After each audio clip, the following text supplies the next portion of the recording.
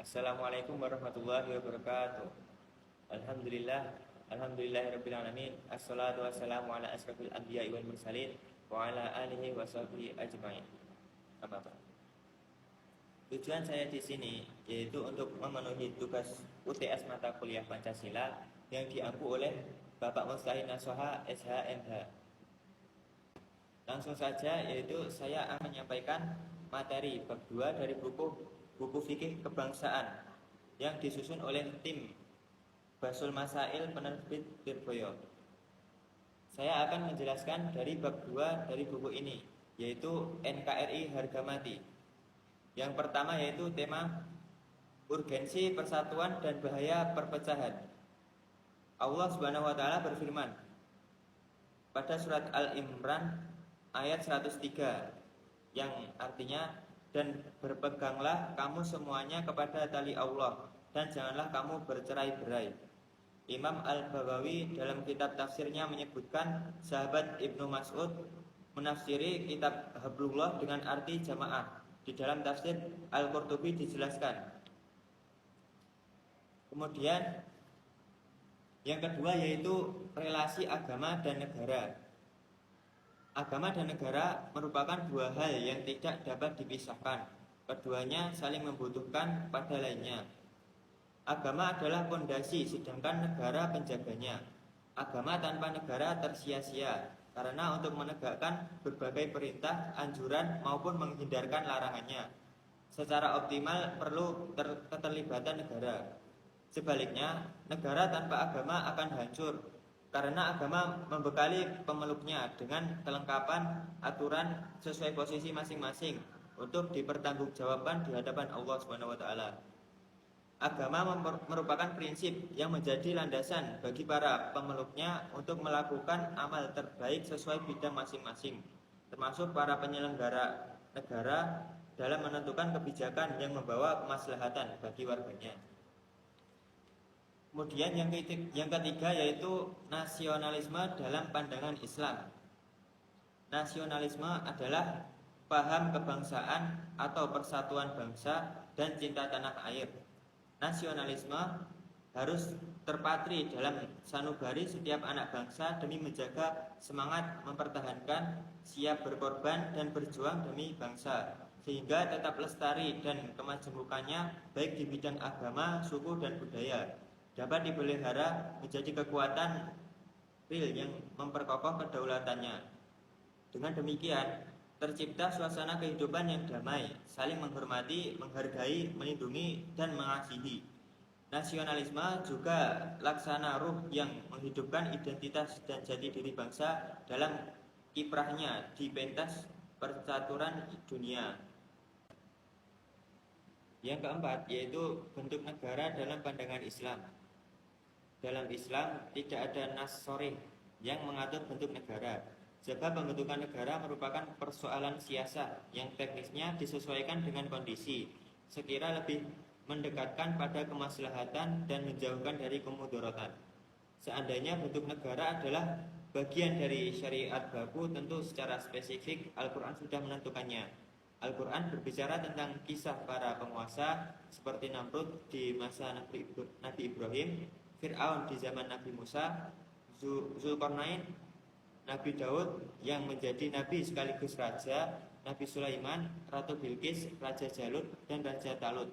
Tetapi tidak ditemukan satupun teks Al-Quran yang menyoal bentuk negara.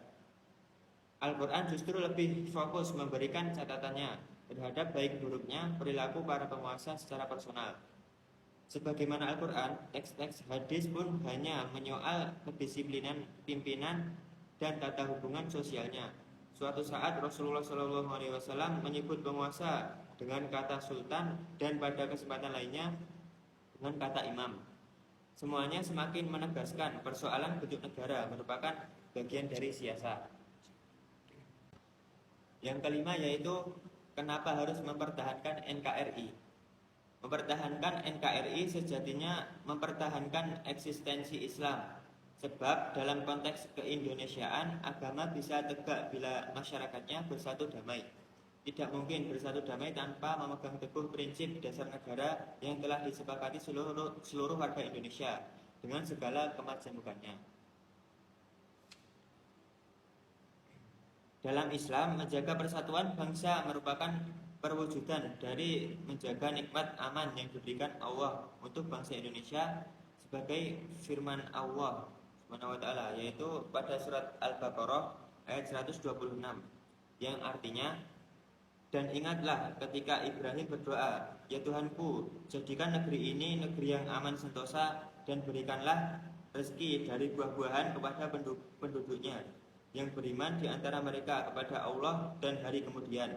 Allah berfirman, dan kepada orang kafir pun aku beri kesenangan sementara, kemudian aku paksa ia menjalani siksa neraka, dan itulah seburuk-buruk tempat kembali.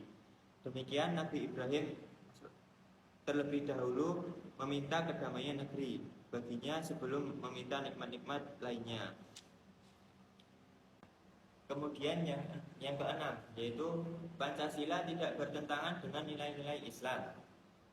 Pancasila sebagai asas tunggal dalam kehidupan berbangsa dan bernegara tidak bertentangan dengan nilai-nilai Islam yang juga menjunjung tinggi kemanusiaan, seperti menghormati perbedaan keyakinan, bersikap netral di antara para pemeluk agama berbeda, menjaga hak kemanusiaan, menjaga hak perbedaan pendapat, menjaga hak dan kewajiban sesuai undang-undang yang disepakati. Bahkan di antara bagian siasah Rasulullah SAW adalah menyatukan keberagaman dari berbagai suku dan agama menjadi satu kesatuan bangsa. Meskipun dalam beberapa perjanjian Islam kelihatan dirugikan, sejatinya justru menjadi strategi jitu.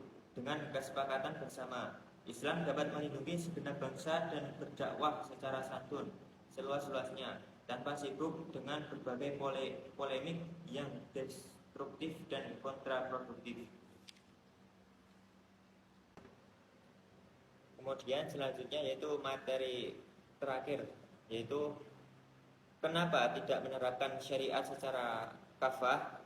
Pernyataan bahwa umat Islam di Indonesia tidak menerapkan syariat Islam secara kafah adalah pernyataan kurang tepat, sebab ketidakmungkinan menerapkan beberapa hukum seperti qisas, rajam, dan semisalnya pada hakikatnya termasuk bagian dari penerapan syariat secara kafah, seperti orang tidak mampu salat berdiri.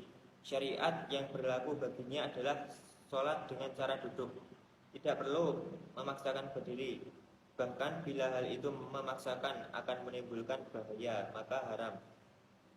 Begitu pula dalam konteks hukum-hukum Islam yang tidak memungkinkan diterapkan di Indonesia.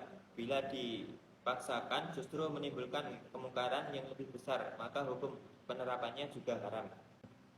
Rasulullah SAW bersabda, perkara yang aku cegah maka jauhilah, dan perkara yang aku perintah maka lakukanlah semampu kalian. Muttafaqun alaih. Tidak dibolehkan membuat celaka terhadap diri sendiri dan orang lain. Hadis riwayat Ibnu Majah Hasan. Demikian materi yang dapat saya sampaikan. Apabila banyak kekurangannya saya mohon maaf. Billahi taufiq wal hidayah.